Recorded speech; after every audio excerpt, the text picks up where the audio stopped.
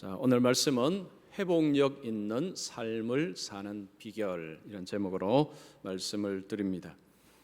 약 2주 전에 미국 캘리포니아 북동부 쪽에 큰 산불이 일어났습니다. 그 산불의 규모가 어마어마합니다. 서울의 9배나 되는 큰 산림을 태웠습니다.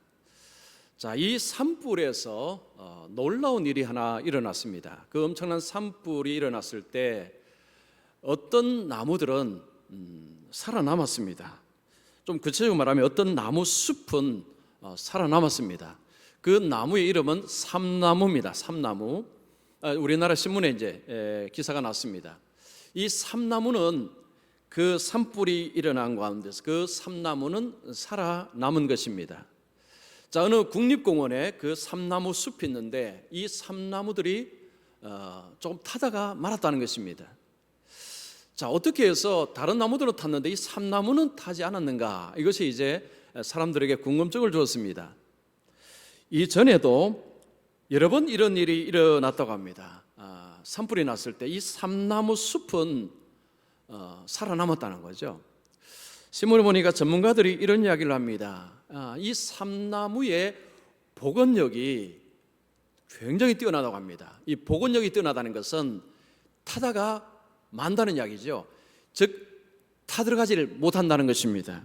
그만큼 삼나무가 그 불과 어려움, 고난 속에 강하다는 것을 이야기합니다. 자, 코로나19 바이러스가 처음에 좀 타다가 조금 주춤하다가 이제는 맹렬히 타기 시작했습니다. 아주 우리의 삶을 굉장히 힘들게 하고 있습니다. 매일매일 우리는 확진자 수를 보고 놀랍니다. 아이쿠, 또 이만큼 확진자가 났구나. 매일매일 요즘은 문자가 하루에 몇 통인지 모릅니다. 계속 문자가 옵니다. 관악구청에 몇 번부터 몇 번까지, 동작구청에 몇 번부터 몇 번까지, 영등포구청, 서초구청 다 날라옵니다. 그걸 보면 오늘도 이렇게 또 많이 나왔구나. 내일도 많이 확진자 숫자가 나오겠구나.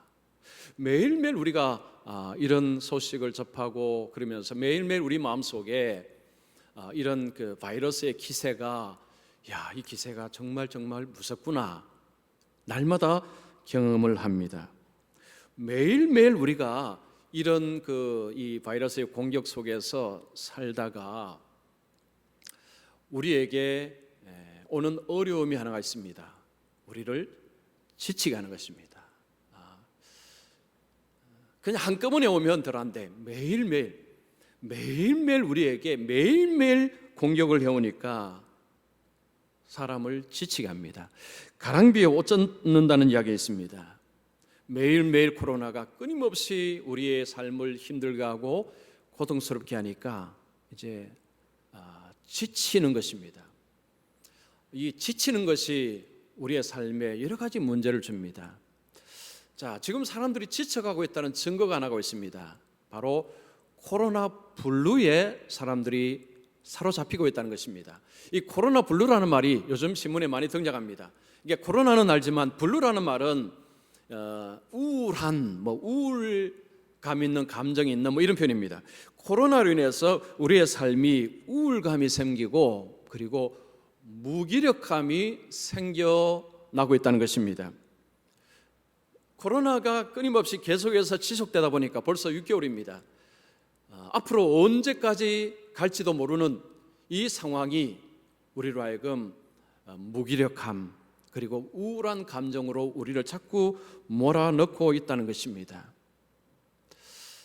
자, 만약에 이 감정이 계속 우리를 몰아넣으면 진짜 우울증에 빠질 수도 있고 완전히 좌절감으로 빠질 수도 있습니다. 이걸 막아야 되죠. 그러려면 우리가 이 바이러스의 어떤 어려움 속에서 우리가 날마다 회복을 해야 됩니다. 날마다 복원을 해야 됩니다. 우리가 싸우기 위해서는요, 우리가 날마다 매일매일 다시 힘을 내야 된다는 거죠. 자, 매일매일 우리가 회복하기 위해서 우리에게 가장 필요한 것이 뭘까요? 하나님의 도우심입니다. 하나님이 도우실 때 날마다 우리가 힘을 낼 수 있습니다. 자, 그러면 하나님은 어떤 자를 도우실까요? 우리가 어떻게 해야 하나님의 도우심을 날마다 얻을 수 있겠습니까? 자, 오늘 이 말씀을 통해서 우리가 그 비결을 발견할 수가 있습니다. 마태복음 5장 1절에서 11절까지는 산상설교라고 부릅니다. 예수님이 산상에서 말씀을 전하셨기 때문에 산상수훈, 산상설교, 그리고 8가지 복을 말씀하셨기 때문에 팔복이라 이렇게 부르기도 합니다. 8가지 하나님 주시는 복을 이야기합니다. 그런데 예수님 말씀하시는 복을 보면 세상이 말하는 복하고는 조금 다릅니다. 세상은 조건적이고 환경적인 복을 주로 이야기합니다. 어떤 자리에 올라가면, 취업을 하면, 결혼을 하면, 돈을 얼마나 가지면 조건적이고 환경적입니다. 이 조건적이고 환경적인 것을 가지고 복 얻었다, 복 받았다 이런 이야기를 합니다. 만약에 우리의 삶이 조건적이고 환경적이라면요, 여러분 우리 인생에서 그 복을 얼마나 누릴 수 있을까요? 이 괴테라는 철학자가 재미있는 표현을 썼습니다. 우리에게 복이 조건적이고 환경적이라면 한 4주 정도 누릴 수 있을 것이다. 우리의 평생에 살면서 한 달 정도 복을 누릴 수 있을 뿐이다 라고 했습니다. 조건적이고 환경적인 것이 정말로 우리에게 복을 준다면 우리 인생에서 겨우 한 달 정도만 복을 누릴 수밖에 없을 것이다. 즉 세상의 이 조건적이고 환경적인 것은 진짜 우리에게 복을 주는 것이 아니다라는 것입니다. 자, 예수님께서는 그러면 무엇을 복이라고 말씀하시는가? 자, 오늘 예수님께서 복을 말씀하시고 이 산상설교에서 복을 계속 말씀하시는데 이 복은 그런 조건적이고 환경적인 복이 아닙니다. 오히려 내면적이고 속 사람의 복입니다. 마음의 기쁨, 마음의 즐거움, 마음의 평화 이런 것들을 이야기합니다. 자, 그 복이라는 단어가 마카리오스라는 단어입니다. 자, 헬라어 마카리오스가 지금 예수님이 산상수훈에서 말씀하시는 그 복이 바로 마카리오스입니다. 그런데 이 마카리오스는 이게 어디에 속한 것인가? 하나님께 속한 것입니다. 디모데전서 1장 11절에 보면 복되신 하나님의 영광의 복음. 자, 하나님을 복되다 할 때 이 복이 마카리오스입니다. 예수님께서 우리에게 진짜 복, 진짜 필요한 복은 하나님께 속해 있다는 것입니다. 그러면 이 복은 어떻게 받을 수 있습니까? 하나님께로부터 흘러나와야 이 복을 받을 수 있는 것입니다. 이 복은 외적인 것이 아니고 내적인 것입니다. 속 사람에 가는 것입니다. 그리고 이것은 한 달 정도 누리는 복이 아니고 이것은 영원한 어떤 길이를 보장하는 그런 복임을 이야기합니다. 자, 이 복이 우리로 하여금 회복을 주는 그런 힘을 우리에게 준다는 것이 오늘 말씀입니다. 자, 그래서 오늘 우리가 이 예수님께서 첫 번째로 말씀하신 이 복이 우리로 하여금 회복을 주는 복임을 우리가 오늘 말씀을 통해서 들을 수 있습니다. 자, 그러면 이 복이 어떻게 우리에게 회복을 주는가? 어떻게 날마다 이 바이러스와 싸워서 어려움과 싸워서 이길 수 있는 힘을 주는가? 이것을 오늘 말씀을 드리겠습니다. 먼저 첫 번째입니다. 심령이 가난한 자는 하나님을 절대적으로 의존한다. 자, 먼저 이 심령이 가난하다 하는 것은 이게 무슨 말인가를 한번 알아보겠습니다. 자, 심령이 가난하다는 것은 마음이 궁핍하다는 것을 인정하고 고백하는 것을 말합니다. 어떤 사람이 심령이 가난하다, 나는 심령이 가난합니다. 그 말은 그 사람 자신은 마음은 궁핍합니다. 나는 궁핍합니다. 라는 것을 고백한다는 것을 의미합니다. 자, 여기서 가난이라는 것은 이 푸토코스라는 헬라어 단어입니다. 이 푸토코스라는 단어는 구별할 수밖에 없는 절대 가난, 그것을 의미합니다. 이 푸토코스는 구걸 안 하면 살 수가 없는 상황, 즉 다른 사람에게 절대적으로 의존해야만 살 수 있는 상황, 이것이 바로 푸토코스입니다. 자, 누가복음 16장에 보면 나사로를 향해서 이 푸토코스라는 단어를 씁니다. 누가복음 16장 20절 보십시오. 나사로라 이름하는 한 거지가 헌대투성이로 그의 대문 앞에 버려진 채. 나사로를 거지라고 표현하는데, 근데 이 거지를 표현할 때 푸토코스라고 했습니다. 이것은 다른 사람에게 의존하지 않으면 먹고 살 수 없는 그런 존재를 의미하는 것입니다. 자, 나사로는 부자의 상에서 떨어지는 음식을 먹어야 살 수 있는 거지였습니다. 그리고 이 프토코스라는 단어는요, 할 수 있는데 게을러서 못하는 거지가 아니라 아예 할 수 없는 정말 비참한 상태를 의미하는 것입니다. 나사로는 몸에 질병이 있습니다.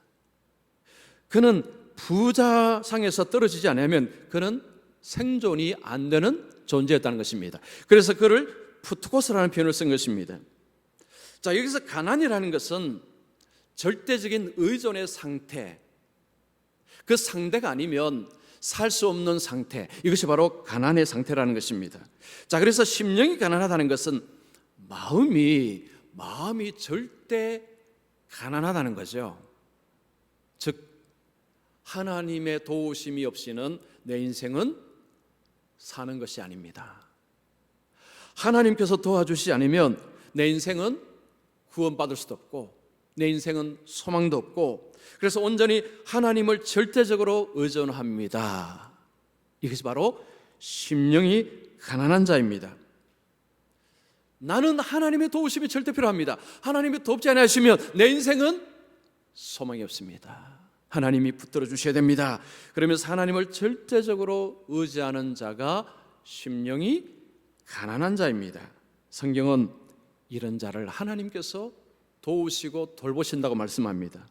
이사야 66장 2절을 보십시오. 무릇 마음이 가난하고 심령에 통회하며 내 말을 듣고 떠는 자, 그 사람을 내가 돌보려니와. 자, 하나님의 말씀을 듣는 사람, 마음이 가난한 사람, 심령이 통회하는 사람, 이 사람을 하나님께서 돌보신다, 보호하신다, 인도하신다라고 말씀합니다. 하나님이 누구를 책임지시는가? 하나님, 저는 하나님이 절대 필요합니다. 저는 하나님 없이는 안 됩니다. 하나님께서 도와주셔야 됩니다. 하나님께서 인도하셔야 내 인생 희망이 있습니다. 그러면서 우리 하나님 앞에 자신의 삶을 절대적으로 의존하는 자, 바로 이런 자를 심령이 가난한 자라고 말하는 것입니다. 자, 그러면 이 심령이 가난한 자를 이야기할 때 성경에 먼저 누구를 꼽을 수 있을까요? 예수님입니다. 자, 예수님은 하나님의 아들이십니다. 예수님은 능력이 있으십니다. 그런데 예수님은 철저히 낮아지셨습니다. 예수님은 하나님의 아버지의 말씀을 따라서 순종하면서 사셨습니다. 예수님의 십자가는 아버지께 절대 복종, 절대 의존, 이것을 증거하는 것입니다. 예수님께서 무엇을 행하실 때 항상 아버지의 뜻대로 행하신다고 예수님이 자주 말씀하셨습니다. 예수님은 우리에게 심령이 가난한 자는 어떤 모습인가를 삶을 통해 보여주셨습니다. 또한 성경에서 내 심령이 가난한 자, 가난하지 못한 자의 예를 누가복음 18장에 찾을 수 있습니다. 자, 거기에는 바리새인이 나오고 세리가 나옵니다. 자, 두 사람의 삶을 보면 한 사람은 심령이 가난한 사람이고 한 사람은 그렇지 못한 사람입니다. 자, 바리새인이 기도할 때 모습 보면 굉장히 거만합니다. 고개를 들었습니다. 고개를 숙이지 않습니다. 나는 저 사람처럼 불이 토색 간음하지 않았습니다. 나는 일주일에 2번 금식했습니다. 나는 11조 했습니다. 자랑합니다. 하나님 앞에 의시됩니다. 세리는 고개를 숙였습니다. 하나님이여 불쌍히 여기소서, 나는 죄인이로소이다. 세리는 자랑할 거 없었겠습니까? 그는 착한 일 한번 하지 않았겠습니까? 그러나 세리는 그런 말 한마디도 하지 않았습니다. 하나님, 나를 불쌍히 여겨 주시옵소서. 예수님께서 말씀하셨습니다. 어떤 사람을 하나님이 받으셨느냐? 세리를 받으셨다고 말씀합니다. 성경은 계속해서 심령이 가난한 자를 하나님이 받으시고 하나님이 돌보신다고 말씀합니다. 자, 우리가 날마다 하나님의 돌보심을 받고 하나님 주시는 힘을 얻기 위해서 우리는 심령이 가난한 자가 되어야 합니다. 자, 그러면 과연 나는 심령이 가난한 자인가? 근데 우리는 이런 착각을 합니다. 나는 교회를 다니기 때문에, 나는 예수를 믿기 때문에 나는 심령이 가난한 자지. 과연 그럴까요? 제가 설교 노트에 심령이 가난한 자를 알 수 있는 질문 4가지를 실었습니다. 자, 이 질문을 우리 속에 한번 던져보면 정말로 내가 하나님 앞에 심령이 가난한 자인지를 어느 정도 파악할 수 있습니다. 자, 첫 번째 질문입니다. 자주 삶의 상황에 대하여 불평하는가? 삶에 이런저런 어려움이 생길 때마다 자꾸 불평을 하고 있느냐라는 것입니다. 만약에 불평을 한다면 심령이 가난한 자가 아니라는 것입니다. 자, 불평한다는 것은 뭘 의미할까요? 나는 더 좋은 것을 받을 자격이 있는데 그것을 좀 못 받아서 불평하는 것입니다. 나는 이 정도의 대접을 받을 사람이 아니라는 거죠. 나는 더 좋은 대접을 받아야 되는데 그보다 못한 대접을 받아서 섭섭하다는 것입니다. 이것이 바로 불평하는 것입니다. 자기는 꽤 괜찮은 사람이라는 거죠. 바로 바리새인의 지금 모습은 나는 꽤 괜찮은 사람이라는 것입니다. 이런 사람의 입에서 불평이 잘 나옵니다. 직장을 대해서 직장을 가지고 자꾸 불평한다는 것은 나는 더 좋은 직장을 가질 자격이 있다는 거죠. 나는 그 자격이 있는데 자격보다 못한 직장이 있다는 것입니다. 만약에 배우자를 불평한다면 나는 더 좋은 배우자를 만날 자격이 있는데 이것이 불만이라는 것입니다. 나는 내 입술에 불평이 자주 나오는가? 그러면 내가 심령이 가난한지를 파악할 수 있습니다. 자, 두 번째는 다른 사람은 약점을 보고 다른 사람 볼 때는 약점을 보고 자신을 볼 때는 장점만 보는 것입니다. 자, 다른 사람은 약점을 참 잘 봅니다. 약점을 이야기 너무너무 잘합니다. 그리고 자기는 장점만 이야기합니다. 즉 자기 자랑을 잘하는 모습입니다. 만약에 그렇다면 심령이 가난하지 않다는 거죠. 다른 사람의 약점을 잘 본다는 것은 무엇을 의미하느냐 하면 나는 그 사람보다 낫다, 우월하다 이것을 이야기하는 것입니다. 다른 사람은 나보다 못하다라는 거죠. 이게 사람은 끊임없이 이게 비교를 하는데 다른 사람의 약점과 단점을 자꾸 이야기한다는 것은 나는 그 사람보다 낫다는 것입니다. 이것이 바로 심령이 가난하지 못한 자의 모습입니다. 그 다음 세 번째는 시간을 따로 떼어 정기적으로 기도하고 있는가? 밥 먹을 때 말고요. 식사할 때 잠깐 눈 감았다 뜨는 거 말고 정기적으로 하나님 앞에 기도하고 있는가라는 거죠. 자, 기도는 하나님을 찾는 것입니다.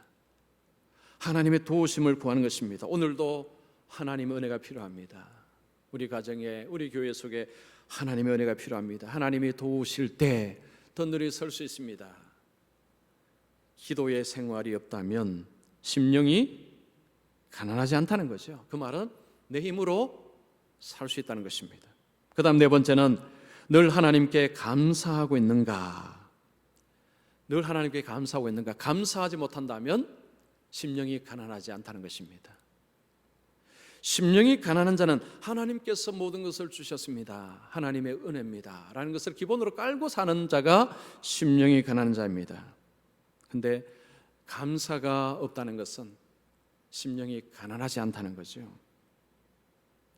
하나님의 은혜에 대한 감각이 별로 없다는 것입니다. 심령이 가난한 자는 하나님의 은혜가 너무 크다는 것을 인식하기 때문에 삶 속에서 늘 감사하는 삶을 살아갑니다. 자, 이 네 가지 질문을 우리 자신에게 던질 때 어떻습니까? 그래, 나는 심령이 참 가난해. 자신 있게 말씀하실 수 있습니까? 저는 제가 설교 준비하면서 이 질문을 이렇게 던져보니까요, 나도 아니구나. 심령이 가난한 줄 알았는데 가난하지 않다는 것을 알았습니다. 자, 우리가 교회를 다니고 예수를 믿고 예배를 드리고 하면 그냥 나는 심령이 감량하지, 그냥 예수님 말씀하실 이것을 그냥 우리 자신으로 받아들이기 딱 쉽습니다. 그러나 이런 식으로 테스트를 한번 족족 해보면 그게 낙제라는 거죠. 낙제. 제 경우는 낙제라는 것입니다. 어떤 경우는 있지만 이 네 가지 경우를 쭉 보면 나도 심령이 가난하지 못하는구나. 우리가 하나님께서 나를 도우셔야 되는 것을 너무 당연하게 생각합니다. 하나님은 무조건 나를 도와줘야 된다고 생각합니다. 하나님이 돕지 않으면 화를 내죠. 내게 얼마나 잘못됐는지를 알 수가 있습니다. 자, 예수님 말씀하시죠. 심령이 가난한 자는 복이 있나니. 정말로 하나님의 도우심을 우리가 구한다면 먼저 우리가 심령이 가난한 자가 되어야 한다는 것입니다. 즉 우리가 심령이 가난하지 않는 가운데서 하나님의 도우심을 못 받는 것에 대해서 불평 원망할 수가 없다는 이야기죠. 왜냐? 하나님은 누구를 돕는다고 하셨습니까? 누구를 돌보신다고 하셨습니까? 마음이 가난한 자를 도우신다고 하셨습니다. 그래서 요즘처럼 정말로 우리의 마음이 계속해서 좀 힘든 삶을 살아가야 되는 때, 정말 하나님의 도우심이 필요할 때, 그러면 우리가 먼저 뭘 해야 됩니까? 하나님 앞에 가난한 자의 모습으로 사는 것이 필요하다는 것입니다. 자, 그러면 이 가난한 심령이 될 때 어떻게 어려움을 이겨낼 수 있단 말인가? 자, 두 번째입니다. 심령이 가난한 자는 천국의 삶을 살아갑니다.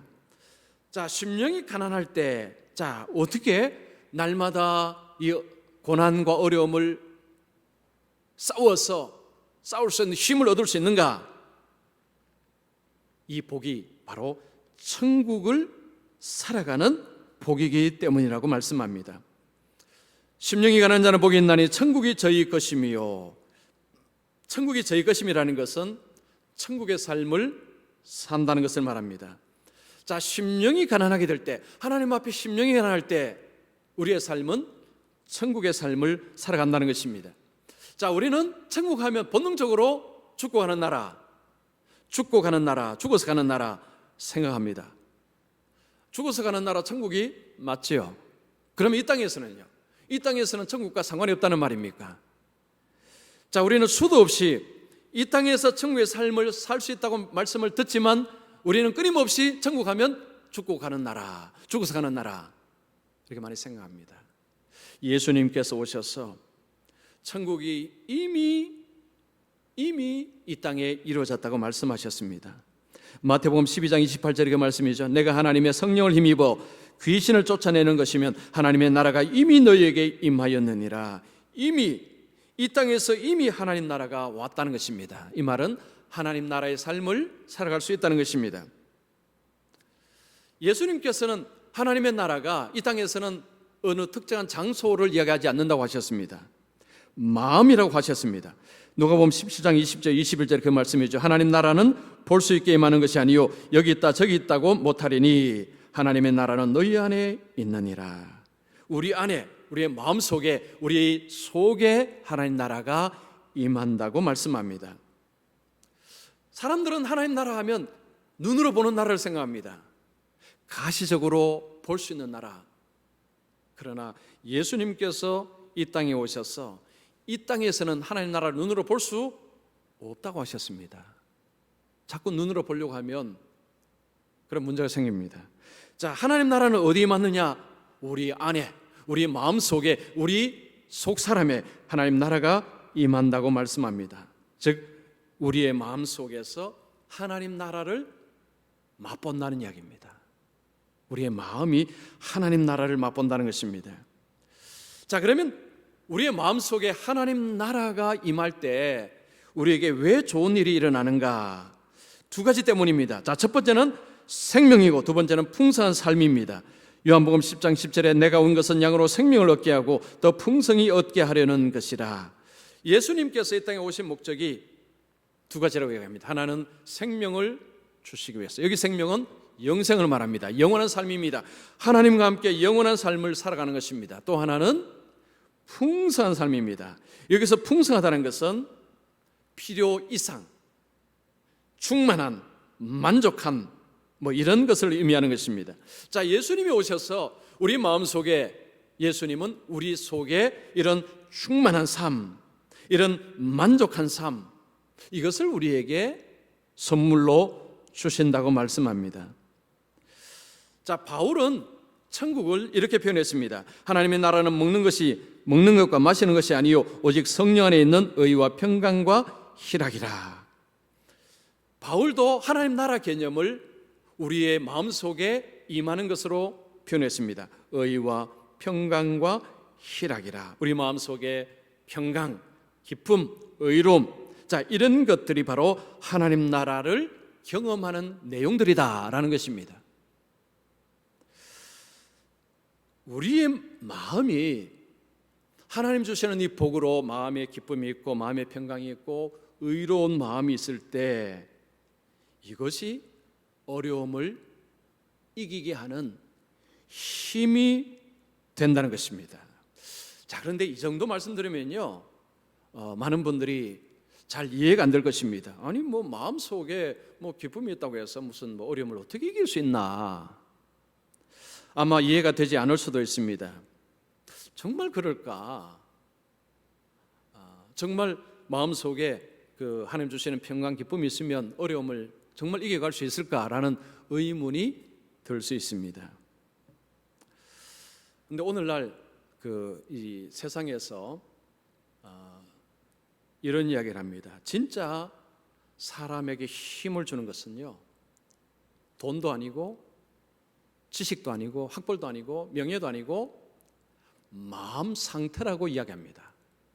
그 회복 탄력성이라는 표현 제가 한번 말씀드린 적이 있습니다. 이 회복 탄력성이라는 것은 사람이 스트레스나 상처를 받았을 때 털고 일어날 수 있는 힘, 이게 바로 회복 탄력성입니다. 요즘 회복 탄력성에 관한 표현들이 많이 나옵니다. 자, 이 회복 탄력성이 있는 사람들의 특징이 있는데 그 특징이 뭐냐면 마음이 긍정적이랍니다. 즉 긍정적인 마음을 가진 사람이 회복 탄력성이 높다는 거죠. 그 긍정적이 뭐냐 하니까 마음이 즐겁고 마음에 기쁨이 있고 마음의 의미를 찾는 사람, 즉 어려움이 있을 때 이게 뭔가 좋은 일이 있기 위해서 뭔가 의미 있는 일일 거야, 어떤 어려움도 거기서 의미를 부여해서 긍정적으로 해석을 하는 사람이, 이런 사람이 툴툴 털고 일어서는 사람이라고 했습니다. 즉 이 회복을 잘하는 사람, 어려움을 만났을 때 자빠지지 않고 그냥 벌떡벌떡 일어나는 사람, 그런 사람은 마음이 긍정적인 사람. 우리에게 제일 위험한 게 뭐냐면 마음이 부정적으로 지배당하는 것입니다. 어려움이 왔을 때 마음이 부정적인 상태가 계속해서 짓누르면요, 그 다음에 일어날 길이 없습니다. 누구도 붙잡아줄 수 없습니다. 정말 가장 무서운 게 뭐냐면 마음의 부정적인 상태로 똘똘 뭉친 마음입니다. 이건 뭐 어떻게 할 수가 없습니다. 돈으로 해결도 안 되고요, 뭐 약물로 해결될 수 있는 것도 아니고 무슨 지식으로 해결될 수 있는 것도 아니고, 그 마음 속에 이 부정적인 마음, 이 마음이 제일 위험한 것입니다. 자, 세상에서도 지금 바로 이 회복 탄력성을 이야기하면서 정말 사람을 어려우면서 툴툴 일어나게 만들려면 이 마음 상태가 중요하다 이야기를 합니다. 예수님이 바로 그 말씀을 하신 거죠. 예수님께서 심령이 가난한 자는 복이 있나니 천국이 저희 것임이라 말씀하실 때 그 마음의 이야기를 하는 것입니다. 이 마음이 기쁘다는 거죠. 마음이 즐겁다는 것입니다. 이 마음의 기쁨, 즐거움을 누리는 자가 어려움을 만났을 때 어려움을 이길 수 있다, 그 이야기를 하는 것입니다. 자, 우리의 마음이 이게 긍정적일 때 우리에게 주는 유익 중에 하나가 잠을 잘 잔다는 것입니다. 우리가 잠을 잘 자면 그 다음 날 다시 시작할 수 있습니다. 즉 이 잠이 보약이라고 이야기합니다. 근데 잠을 푹 자지 못하고 잠을 설치게 되면 그 다음 날 몸이 이상합니다. 피곤합니다. 그리고 의욕이 생기지 않습니다. 그러나 잠을 잘 자고 나면 몸이 개운하고 그리고 의욕이 생깁니다. 내가 오늘 몸을 해야지. 그러나 잠을 못 자면요, 만사가 귀찮습니다. 그냥 아무것도 할 수 없습니다. 그냥 들어놓고 싶습니다. 이게 잠이 진짜 보약입니다. 이 잠을 잘 잘 때 왜 사람이 벌떡 일어날 수 있는가? 그 이유를 학자들이 설명합니다. 이 사람이 잠을 자서 한 1시간 반, 2시간 지나면 호르몬이 분비가 된답니다. 이게 성장 호르몬이라고 합니다. 뭐 다 큰 사람이 성장 호르몬 온다고 키가 크는 건 아니고요. 이게 회복 호르몬이라는 표현을 쓴다고 합니다. 이 호르몬이 이게 찢긴 세포들을 회복시켜주는 역할을 한다고 합니다. 낮 시간 동안에 뭐 스트레스도 받고 이런저런 어려움을 당해서 지금 세포들이 여러 가지 상처를 가지고 있는데 이것을 치유하는 역할을 하는 것이 바로 이게 성장 호르몬이라고 합니다. 주로 새벽 1시 근간에 이 호르몬이 분비가 된다는 거죠. 그래서 11시 전에는 자라는 표현을 많이 씁니다. 11시 전에 자야 한 2시간 지나서 이 호르몬이 나와야 그 다음에 자고 일어났을 때 몸이 개운해진다는 거죠. 즉 회복이 된다는 것입니다. 저는 가끔씩 저녁에 뭔가를 생각하는데 해결이 안 되면 그냥 덮어두고 잡니다. 그 다음 날 다시 생각하는 거죠. 근데 그걸 끌어안고 자면요 해결이 안 됩니다. 그냥 덮어놓고 자면 해결될 때가 많습니다. 잠이라는 것은 우리의 삶을 회복시키는 굉장히 중요한데 근데 하나님이 우리에게 이 잠을 주신다고 말씀합니다. 자, 시편 127편 2절 보십시오. 너희가 일찍 일어나고 늦게 누우며 수고의 떡을 먹음이 헛되도다. 그러므로 여호와께서 그의 사랑하시는 자에게는 잠을 주시는도다. 자, 여기 이 말씀이 참 중요한 말씀인데요. 너희가 일찍 일어나고 늦게 누우며 수고의 떡을 먹음이 헛되도다. 이건 이런 표현입니다. 사람들이 성공하기 위해서 밤잠을 자지 않습니다. 잠을 줄입니다. 늦게 자고 일찍 일어나고 공부하는 학생도 그렇고요. 성공을 추구하는 사람들의 특징이 어쨌든 잠자는 시간을 막 줄이는 거죠. 그런데 지금 성경이 뭐라고 이야기합니까? 헛되도다. 몸 마음 다 망친다는 거죠. 여호와께서 그의 사랑하신 자에게 잠을 주시는도다. 자, 여기서 잠은 잠을 이야기도 하지만요 2가지를 이야기합니다. 하나는 우리에게 정말 필요한 것을 이야기하는 것이 바로 이 잠이라는 것입니다. 이 잠이 우리에게 진짜 잠을 이야기하기도 하지만요 정말 우리의 생명에 정말 중요한 것을 이야기하는 것이 잠이라는 것입니다. 자, 그리고 잠은 우리의 모든 노력을 다 중단하는 상태가 잠입니다. 이 잠을 잔다는 것은요 우리의 모든 노력을 다 딱 스탑하는 것입니다. 잠은 2가지를 상징합니다. 우리의 노력을 중단하고 그때 하나님이 우리에게 가장 중요한 것을 주신다. 우리의 생명에 가장 중요한 것을 하나님은 우리의 노력과 우리의 애씀을 통해서 주시는 것이 아니라 하나님께서 우리의 노력을 내려놓을 때, 우리의 수고를 내려놓을 때, 그때 하나님을 절대적으로 바라볼 때, 그때 하나님께서 우리에게 이 잠과 같은 우리의 생명에 정말 중요한 것을 준다는 것입니다. 우리는 뭔가를 안 하면요 불안해서 못 사는 증후군이 있습니다. 뭔가를 해야 돼요. 뭔가를 안 하면 불안합니다. 근데 이것이 하나님 앞에서는 위험할 수 있습니다. 뭔가를 안 하면 불안하다는 것은 뭡니까? 내가 뭔가를 해야 된다는 거죠.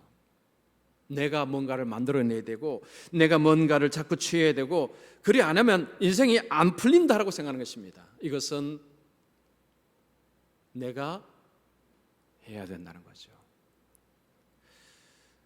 하나님의 은혜라는 것은 우리에게 어떻게 주어지느냐 하면 우리의 수고와 땀과 노력 이것에 대한 보상으로 주어지는 것이 아닙니다. 우리가 하나님을 인정할 때, 하나님을 바라볼 때 하나님으로만 내 인생을 살 수 있습니다. 하나님 주시는 복으로 내 인생을 살 수 있습니다. 그죠? 전적으로 하나님을 바라보고 우리의 수고와 노력을 중재할 때 오히려 그때 하나님이 주신다는 거죠. 자, 코로나19는 우리 생각보다 훨씬 강한 것 같습니다. 지금 확진자의 수도 늘어날 뿐만 아니고 좀 여러 가지로 참 이제 어려움이 있습니다. 이제는 확진자가 멀리 있는 것이 아니고 이제 그냥 우리 가까이 있습니다. 언제 내가 확진이 될지도 모르는 이런 두려움들이 우리 속에 있습니다. 자, 이런 두려움이 우리를 굉장히 목을 죄할 수 있습니다. 우리를 지치게 만들고 우리를 낙담시키고, 이럴 때 신앙도 문제가 생길 수 있고 우리의 마음도 문제가 생길 수 있습니다. 자, 날마다 우리가 싸우기 위해서는 이 회복이 되어야 됩니다. 날마다 회복이 되어야 싸울 수가 있습니다. 그런데 우리 힘으로는 절대 못합니다. 저도 얼마 전에 나도 이 코로나 블루가 아닌가 그런 생각이 들 정도로 좀 마음이 깝깝한 적이 있었습니다. 뭐 지금은 이제 아니지만 그런 시간도 있었습니다. 그만큼 요즘이 힘든 시간입니다. 앞으로 뭐 얼마나 갈지 모르지만 지금 예상치는 내년 후까지는 간다는 이야기가 아마 지배적입니다. 이게 보통 일이 아닙니다. 돈으로 어떻게 해결될 문제도 아니고, 뭐 이건 뭐 내가 건강하다고 뭐 해결될 문제도 아니고, 자, 정말 날마다 우리가 다시 털고 일어나기 위해서 우리에게 필요한 것이 하나님의 도우심이죠. 하나님께서 주시는 힘을 우리가 입어야 날마다 다시 털고 일어나서 날마다 싸울 수가 있습니다. 먼저는 우리의 영적인 우리의 마음을 추스리고 새롭게 하고, 이렇게 하는 데 있어서는 하나님의 은혜가 절대적으로 필요하죠. 그래서 우리 함께하는 교회 우리 성도님들은 이 어려울 때에, 요즘은 지금 한국 교회 기독교도 지금 막 이게 분열이 되고요, 뭐 정치 분열, 지금 뭐 온천 다 분열입니다. 지금 뭐 이 코로나도 무섭지만 지금 이 분열도 서로 적대시하고 서로 비방하고, 지금 뭐 교회는 우리 식당에 오지 말라는 뭐 그것도 붙고 지금 뭐 난립니다.